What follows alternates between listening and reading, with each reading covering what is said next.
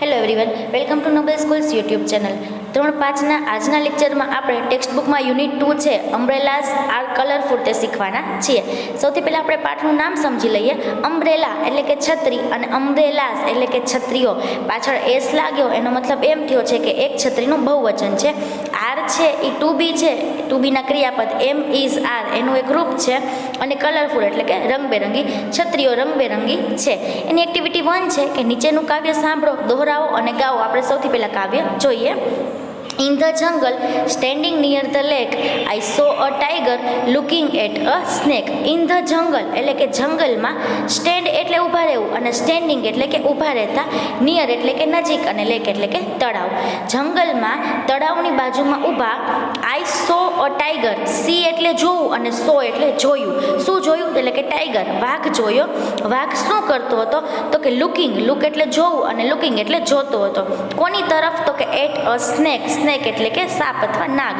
એટલે કે જંગલમાં તળાવની બાજુમાં ઊભા મેં એક વાઘને સાપ તરફ જોતા જોયો. Second line, in the jungle swimming with a smile. જંગલમાં શું કરતા હતા? તો કે સ્માઇલ એટલે કે હાસ્ય, હસવું. હસતા હસતા કઈ ક્રિયા ચાલુ હતી? તો કે સ્વિમ, તરવાની ક્રિયા ચાલુ હતી. જંગલમાં હસતા હસતા તરતી વખતે આઈ સો અ બિગ ગ્રીન ક્રોકોડાઇલ. મેં શું જોયું? તો કે બિગ એટલે મોટી, ગ્રીન એટલે કે લીલા રંગની અને ક્રોકોડાઇલ એટલે મગર. મેં એક મોટી લીલા રંગની મગર જોઈ. Third line, in the jungle roaring loudly. જંગલમાં રોર એટલે ગર્જના કરવી. સિંહ જે અવાજ કાઢે, ગર્જના કરે તેને રોર કહેવાય. રોરિંગ એટલે કે ગર્જના કરતા હતા. કઈ રીતે ગર્જના કરતા? તો કે લાઉડલી, લાઉડ એટલે મોટું અને લાઉડલી એટલે મોટેથી. જંગલમાં મોટેથી ગર્જના કરતા આઈ સો અ લાયન સિટિંગ પ્રાઉડલી. મેં શું જોયું? તો કે લાયન, સિંહ જોયો. શું કરતો હતો? તો કે સિટ એટલે બેસવું, સિટિંગ એટલે બેઠો હતો. કઈ રીતે? તો કે પ્રાઉડલી એટલે કે ગર્વથી બેઠો હતો. જંગલનો રાજા છે સિંહ, તે કઈ રીતે બેઠો હોય? તો કે ગર્વથી બેઠો હોય. એટલે મેં જંગલમાં ખૂબ જ મોટેથી ગર્જના કરતા સિંહને ગર્વથી બેઠેલા જોયો. Fourth line, in the jungle driving down the path. જંગલમાં શું કરતા હતા? તો કે પાથ એટલે કે રસ્તો. ડ્રાઇવિંગ ડાઉન એટલે કે જંગલમાં જે રસ્તો હોય, કેડીઓ હોય, તેના પર ચાલતા આઈ સો અ હિપોપોટેમસ ટેકિંગ અ બાથ. મેં એક હિપોપોટેમસને શું કરતા જોયો? તો કે ટેક અ બાથ એટલે કે નહાવું, સ્નાન કરતા. જંગલમાં રસ્તાની કેડીઓ પર ચાલતા મેં એક હિપોપોટેમસને નહાતા જોયો. Fifth line, in the jungle hanging on a tree. જંગલમાં હેંગ એટલે લટકવું, ટ્રી એટલે કે વૃક્ષ. વૃક્ષ પર લટકતા આઈ સો સમ મંકીઝ. મેં શું જોયું? તો કે થોડાક વાંદરાઓ શું કરતા હતા? તો કે લાફિંગ એટ મી. લાફ એટલે હસવું અને મી એટલે મારી તરફ, મારી સામે હસતા જોયા. જંગલમાં વૃક્ષની ડાળી પર લટકતા મેં થોડાક વાંદરાઓને મારી તરફ હસતા જોયા. Last line, in the jungle on a branch in a tree. જંગલમાં બ્રાન્ચ એટલે કે ડાળી અથવા શાખા. કોની શાખા હોય? તો કે ટ્રી એટલે કે વૃક્ષની. જંગલમાં એક વૃક્ષની શાખા પર I heard some parrots talking to me. Here એટલે સાંભળવું અને હર્ડ એટલે સાંભળ્યું. મેં સાંભળ્યું. શું સાંભળ્યું? કોને સાંભળ્યા? તો કે સમ પેરોટ્સ એટલે કે થોડાક પોપટને. શું કરતા હતા? તો કે ટોક એટલે કે વાતું કરવી. ટોકિંગ ટુ મી એટલે કે મારી સાથે વાતું કરતા જોયા. જંગલમાં એક વૃક્ષની ડાળી પર મેં થોડાક પોપટને મારી સાથે વાતો કરતા જોયા. સરસ મજાનું કાવ્ય છે, તમારે આખું વાંચવાનું છે અને તેનું ભાષાંતર કરતા શીખવાનું છે. હવે એના પછી આપણે એક્ટિવિટી 2 છીએ કે સરખા પ્રાસવાળા શબ્દ જોડો.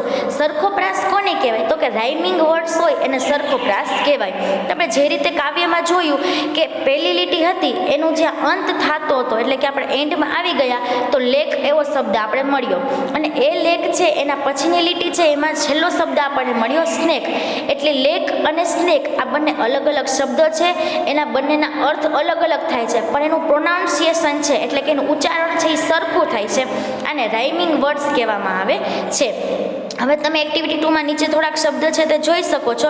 સૌથી પહેલાં આપણે બધા શબ્દ વાંચી લઈએ અને તેનું ગુજરાતી કરીએ, પછી આપણે એની એક્ટિવિટી આગળ વધારીશું. લેક એટલે તળાવ, લાઉડલી એટલે મોટેથી, મી એટલે મને, સ્માઇલ એટલે હાસ્ય, સ્નેક એટલે સાપ અથવા નાગ, પ્રાઉડલી એટલે ગર્વથી, પાથ એટલે રસ્તો, ટ્રી એટલે વૃક્ષ, બાથ એટલે નહાવું અને ક્રોકોડાઇલ એટલે મગર. હવે આ બધા શબ્દ છે એ જે બોલવામાં સરખા લાગતા હોય તે આપણે જોડવાના છે. ટેક્સ્ટ ટેક્સ્ટ બુકની એક્ટિવિટી 2માં મેં ઓલરેડી શબ્દ જોડીને આપ્યા છે.